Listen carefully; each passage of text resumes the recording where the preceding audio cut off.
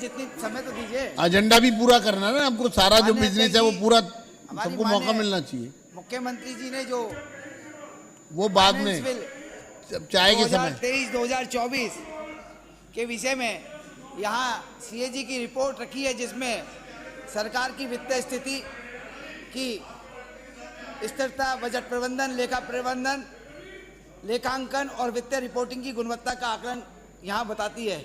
जिस तरह से इतनी सारी कमियाँ इस रिपोर्ट में देखी गई हैं, जिसमें जो असंतुलन पाया गया है, बजट इतना बड़ा लेकिन बजट का प्रतिशत जो खर्च होना चाहिए था वो खर्च नहीं हुआ।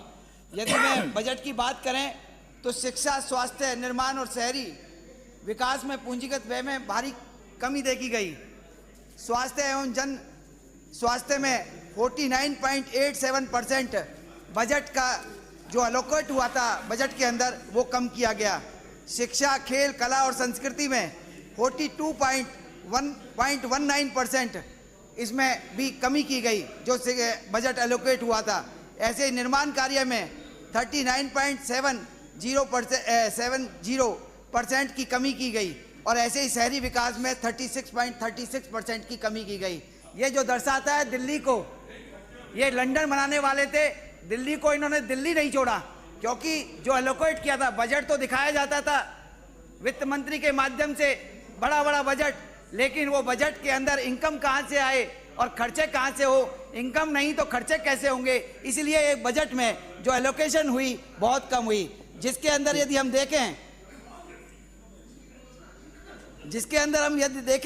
तो अनेक जो योजनाएं दिल्ली के अंदर लागू होनी थी वो योजनाएं लागू नहीं हुई। और आप देखें 3760 करोड़ रुपए के 1313 उपयोगिता प्रमाण पत्र जो यूसी हैं वो क्या नाम है आज तक लंबित हैं, जिनको लेना चाहिए था। 3760 करोड़ रुपए कहाँ खर्च हो गए आज तक नहीं पता है उसका।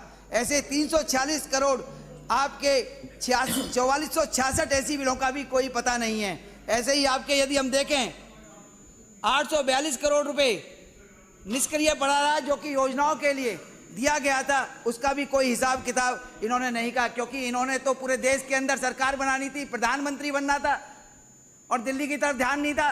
पंजाब में चले गए, दिल्ली को पीछे भगवान के भरोसे छोड़ गए और आज इसी वजह से दिल्ली की जनता ने इन्हें दिल्ली से बेदखल कर दिया। आप ये जो संसाधन में प्रबंधन में जो कमी की गई, पारदर्शिता में मूल्यांकन में, सीएजी रिपोर्ट में बाकायदा एक एक चीज़ों पर लिखा गया है कि जिस तरह से उन्होंने कई विभागों में आवंटन निधि का ही उपयोग नहीं किया गया, जिससे संसाधनों में इष्टतम उपयोग नहीं हुआ।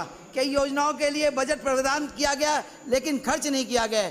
ऐसे ही यदि हम देखें सार्वजनिक ऋण का जो जीएसडीपी के मुकाबले वो भी घटकर 3.19% रहा, जिससे ऋण के लिए बड़ी समस्या रही, जिससे अनेकों काम नहीं हो पाए। यदि हम राजस्व अधिशेष को बात करें तो 14,000 रिवेन्यू जो सरप्लस जिसको कहते हैं इंग्लिश में 14,457 करोड़ से घटकर ये मात्र 6,462 करोड़ रुपए रह गया, जो कि 55.30% की कमी है। इसी तरह से यदि हम राजकोषीय घाटे की बात करें उसमें भी कमी आई। ऐसे पूंजीगत व्यय घटकर जो है, पूंजीगत में तो चलिए ज़्यादा अमाउंट नहीं होता है क्योंकि उसमें ज़्यादा समस्याएं नहीं होती हैं, वो सिर्फ और सिर्फ कैपिटल एक्सपेंडिचर होता है। यदि हम इस तरह से देखें तो इसको लगता है कि पूरी जो सीएजी रिपोर्ट हमारी माननीय मुख्यमंत्री जी ने पेश की है, जो फाइनेंशियल बिल के ऊपर जहां बजट बनाया जाता है, जहां दिल्ली की सेवा के लिए अनेकों विभागों के द्वारा काम किया जाता है,